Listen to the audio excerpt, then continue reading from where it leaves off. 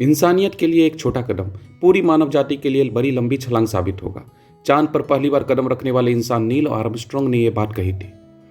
दुनिया के वैज्ञानिकों ने कई मुकाम हासिल किए, कामयाबी की कई सीढ़ियां चढ़ी। इन्हीं में से एक है चांद पर इंसान का पहुंचना। चांद पर अब तक कुल 6 मानव मिशन गए, जिनमें 12 अंतरिक्ष यात्री गए। लेकिन क्या आपने कभी सोचा है कि आखिर साल 1972 के बाद क्यों चांद पर कोई मानव नहीं गया? आखिर इसके पीछे वजह क्या है?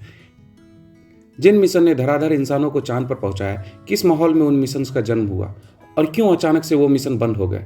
चलिए जानते हैं इसके पीछे की वजह। स्पेस एक्सप्लोरेशन की कहानी शीत युद्ध से शुरू होती है। अमेरिका और सोवियत रूस ने शीत युद्ध का एक मोर्चा अंतरिक्ष में भी खोला और जन्म हुआ स्पेस रेस का। इस रेस को आपको एक नज़र में देखना हो तो विकिपीडिया की मून मिशंस वाली लिस्ट पर नजर मारिए। आपको सिर्फ 2 ही झंडे नजर आएंगे। आपको ये भी नजर आएगा कि 1958 से 1975 के बीच मून मिशन की संख्या कितनी ज़्यादा है। शीत युद्ध के बीच पनपी स्पेस रेस का ही नतीजा है कि चांद पर झंडा गाड़ना देश की शक्ति का एक बहुत बड़ा प्रतीक माना जाता था। वैसे तो स्पेस अनंत है और स्पेस एक्सप्लोरेशन को रेस मानना एक छोटी बात होगी, लेकिन पल दो पल के लिए हम इस बात को मान ले और साथ ही चांद को इस रेस के एक फिनिशिंग लाइन मान ले तो यूएस और रूस की स्पेस रेस का विजेता ढूंढने में ज़्यादा देर नहीं लगेगी। चांद पर कदम रखने वाला पहला इंसान एक अमेरिकन था और यही नहीं, अब तक चांद पर कदम रखने वाले 12 के 12 इंसान अमेरिकी नागरिक थे। कुल 6 स्पेस फ्लाइट है जो सफलतापूर्वक इंसान को चांद तक ले गए। इन स्पेस फ्लाइट्स के नाम किसी प्राचीन राजवंश के राजाओं की तरह है। इनके पीछे का बस नंबर बदलता है, नाम वही रहता है।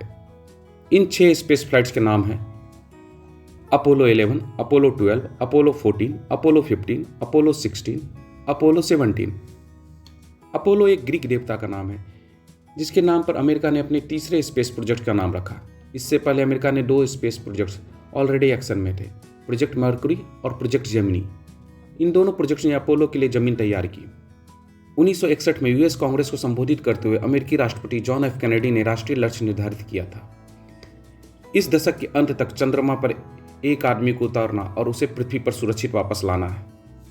2 साल बाद 1963 में कैनेडी की हत्या हो गई, लेकिन जो लक्ष्य उन्होंने निर्धारित किया था वो उनकी हत्या के 6 साल बाद पूरा हुआ और इसे पूरा किया अपोलो 11 ने। अपोलो 11 ने 1969 में उड़ान भरी, कैनेडी के ऐलान के 8 साल बाद, और जहां से इसे लॉन्च किया गया उस जगह का नाम था कैनेडी स्पेस सेंटर। अपोलो 11 चांद पर इंसानों को पहुंचाने वाला पहला अंतरिक्ष यान था। वही अंतरिक्ष यान जिसने नील आर्मस्ट्रांग और बज एल्ड्रिन को चांद की सतह पर उतारा। इनके साथ गए माइकल कॉलिंस चांद के ऑर्बिट में ही चक्कर काटते रहे। यह अपोलो के मून मिशन का एक स्टैंडर्ड प्रोसीजर था। स्पेस फ्लाइट्स में कुल 3 लोग धरती से निकलते थे। 3 में से एक चांद के ऑर्बिट में चक्कर काटता था और 2 लोग चांद की सतह पर जाते थे। यही सिंपल सी मैथ है। कुल 6 सफल मिशंस ने 12 लोगों को चांद की सतह पर उतारा। सफलता की शुरुआत अपोलो 11 से हुई। आखिरी सफल मिशन अपोलो 17 था। इस हिसाब से कुल 7 मिशन होने थे, लेकिन चांद तक पहुंचाने वाले मिशंस की लिस्ट में कुल 6 मिशन ही है। सफलता की शुरुआत अपोलो 11 से हुई। आखिरी सफल मिशन अपोलो 17 था।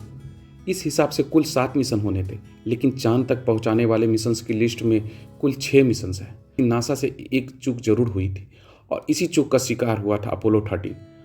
अपोलो 13 के पहले 2 मिशन चांद की सतह पर पहुंच चुके थे। ये तीसरा मिशन था। उम्मीद थी कि यह भी सफल होगा।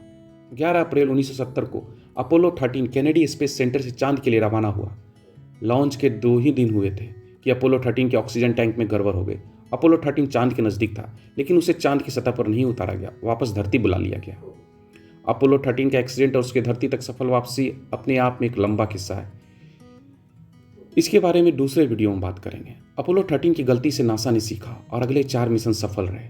अपोलो 17 ने दिसंबर 1972 की चांद की सतह को छुआ था।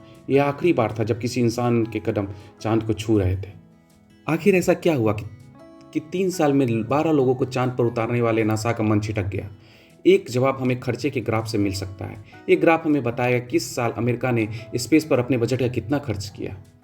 यह एक ग्राफ है जो खर्च के अलावा यूएस और रूस के बीच के तनाव और शीत युद्ध में कंपटीशन के रोमांच के बारे में भी बहुत कुछ बताता है। 1957 में सोवियत रूस ने स्पेस में पहली सैटेलाइट छोड़ी थी। आपको 1958 में ग्राफ शुरू होता दिखेगा। 1961 में रूस ने पहला अंतरिक्ष यात्री भेजा। यहाँ आपको ग्राफ तेजी से चढ़ता दिखेगा और ये खर्चा 1967 तक चढ़ता ही जाएगा, क्योंकि 1966 तक इस स्पेस रेस में रूस अमेरिका से बहुत आगे था। कम शब्दों में हम एक ग्राफ बहुत कुछ बताते हैं। ये ग्राफ स्पेस रेस में गर्मी और ठंडी बता रहा है। इसके बाद इस रेस में अमेरिका ही आगे रहा। रूस चांद पर एक भी इंसान नहीं उतार सका, जबकि अमेरिका ने चांद पर 12 इंसान उतारे।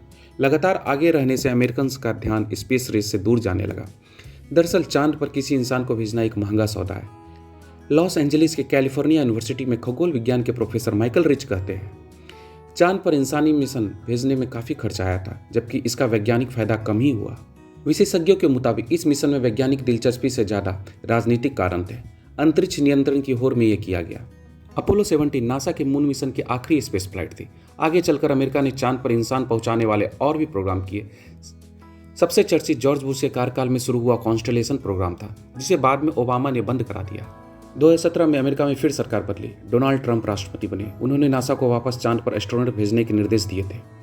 नासा का प्लान था कि 2028 में चांद पर एस्ट्रोनॉट भेजे जाएंगे, लेकिन मेक अमेरिका ग्रेट अगेन का नारा इतनी देर तक इंतजार नहीं कर सकता। अब नासा को 2024 तक अगला मनुष्य चांद पर पहुंचाने के निर्देश है। इस कार्यक्रम का नाम आर्टेमिस है, जिसमें महिला अंतरिक्ष यात्री को चांद पर भेजने की तैयारी है। ऐसी ही अमेजिंग जानकारी के लिए हमारे चैनल को सब्सक्राइब करें।